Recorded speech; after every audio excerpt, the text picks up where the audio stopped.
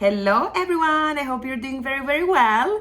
Just before I go into talking about what I want to talk to you today, it has been just mind-blowing that since this weekend, more or less, there have been around 10,000 earthquakes registered here in Iceland. They said that there should be a volcano eruption sometime soon, one of those smaller volcanoes like it happened last year. But still, it has been so shaky and such an uncomfortable feeling. I've been freaking out a bit. You know, Icelanders seems to be very, very chilled about it. I'm not so chilled about it, but it's just mind-blowing. 10,000 earthquakes. Insane, insane. All right, so apart from that, what I want to talk to you today about is how to stop engaging with our mind dramas. I'm gonna get to that in a minute, but before even that, I want to invite you to have a look at the last post that I put here in the group. It is about the new game that I invite you to play. I really, really want to invite you on board. I want you to play this game with me. The game is called Career Bingo. It is a bingo, but it's a bit of a different bingo. It's a bingo with a twist.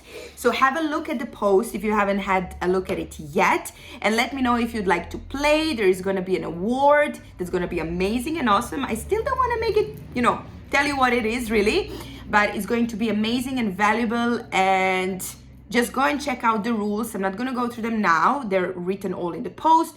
You have the activities that are in the Career Bingo, and just have fun. Have fun. It's super, super exciting. Okay, so what I want to talk to you today about is mind drama that we all engage into here and there, that is so draining, so time and energy consuming, and I want to help you to get out of that circle, right? So what is mind drama? Mind drama is basically when we engage into those, stories that our mind likes to tell us, where we also go into the victim mode, right? So for example, you have a problem with a colleague at work, so it's like, he said this, she said that, they don't like me, they are in my way, or we cannot understand each other, right? Or maybe you have a boss that you don't go that well along, so they're like this and they're like that with you, right? And you talk about it and complain about it, and invent even more stories and more ideas, and you get into your mind, and there's just like more and more assumptions maybe that you start making, and it feels super heavy, and then you talk to others about it, and you talk it over and over and over and over, right? And there is kind of never-ending story about that, right? So as much as we like to talk about this, and of course I'm always up for, kind of getting it out there, telling it out rather than maybe keeping those things and maybe heavy thoughts and emotions, etc. inside of you. What I'm also for is that, all right, so now you spoke about it, and now let's do something about it rather than just talking about it, okay? I'm sure you can think of a person in your life, I think we all can, right, who like to talk, like to complain, and after some time, let's be honest with each other, right? They are a bit boring, right? Because it comes to the point where they're just talking and talking, but then like, okay, now what? What do we want to do about it, right? Like, how do you want to change that?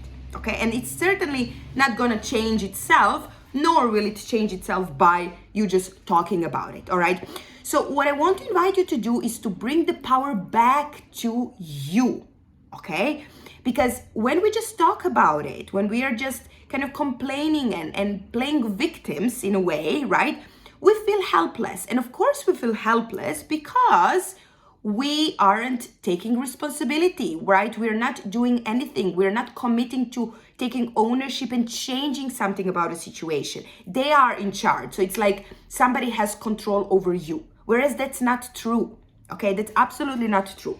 So I want to invite you to bring the power back to you. And how you do that is by taking responsibility for the things that you can control. And the things that we can control, right, are our thoughts, our feelings, our actions, and our results. Okay, so I put here, I hope you can see it, I put here a couple of questions that I invite you to go through. Think about maybe some situation in your life that you have been, a bit dramatic about, right? And your mind has been giving you many, many stories, but there hasn't been a lot of movement on it, right?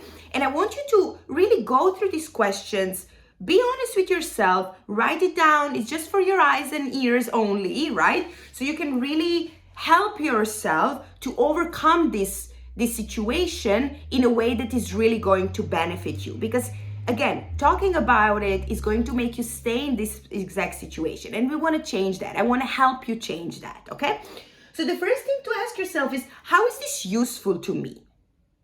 All right, how is this continuous talk or continuous maybe complaining or continuous blaming or continuous whatever is happening, how is this useful to me? Okay, then you want to see what's within my control. So from the overall situation, what is something that you can control? What is something that you can focus on? Because we always want to focus on things that we can control, that we can change, rather than, again, spread our energy and time around on the things that aren't really within our control or sphere of influence, okay? Then you want to ask, what knowledge do I need in order to change the situation?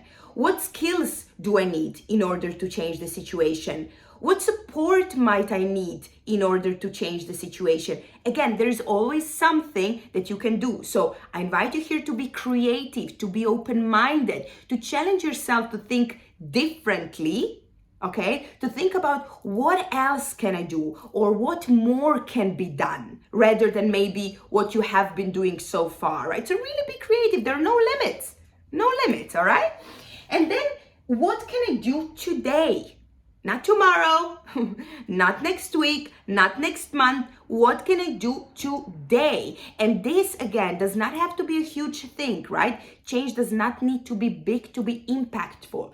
So even the smallest step today can be a huge step in terms of dealing with the situation and making it more beneficial and valuable for you and people involved as well, okay? So maybe take a screenshot or write these things down, write these questions down, and really go through it. Think about the challenging situation at the moment. Think about where your brain is engaging into drama, right? And go through these questions for yourself. Be kind to yourself, right? All that our brain is really trying to do is trying to protect us. Okay, our brain is trying to protect us for something uncomfortable, from something unknown, from something that we're unsure of. And that's why it's kind of creating different stories and basically kind of convincing us against taking different action. We want to thank our brain for doing that, right? It is a part of us. It's our beautiful, amazing brain that is trying to protect us. But at the same time, we want to keep moving. Okay? So answer these questions.